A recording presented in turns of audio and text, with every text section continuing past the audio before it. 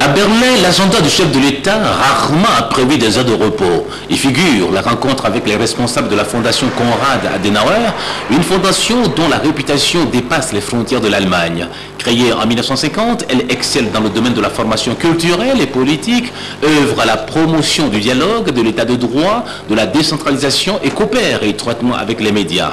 Au cours des discussions, les représentants de la fondation, sous la conduite de leur secrétaire adjoint, M. Gérard Vallès, ont demandé des précisions sur l'évolution de la situation au Togo, sur la manière dont le dialogue est mené avec les autres partis politiques togolais. Dans les réponses qu'il a données et qui ont totalement satisfait les membres de la fondation, le président Faure a rappelé la volonté d'ouverture qui caractérise son régime et les différentes réformes opérées au Togo.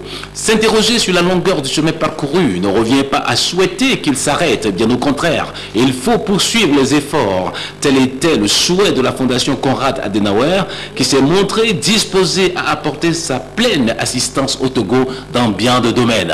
Comme pour bien sceller cette amitié qui renaît, les représentants de la fondation, visiblement satisfaits de la visite, ont remis au président Faure la loi fondamentale Konrad Adenauer.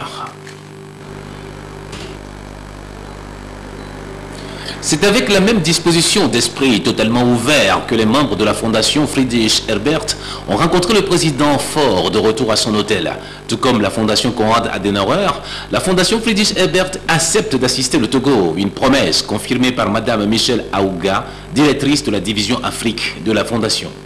Le Togo est dans un processus de la consolidation, dans un processus de faire les progrès, et on espère qu'avec les élections dans l'année 2010, on verra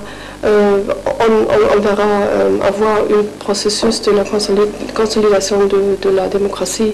Nous sommes très actifs avec la société civile et l'observateur et la CENI. On verra s'il y a encore des possibilités avec la coopération après cette réunion aujourd'hui.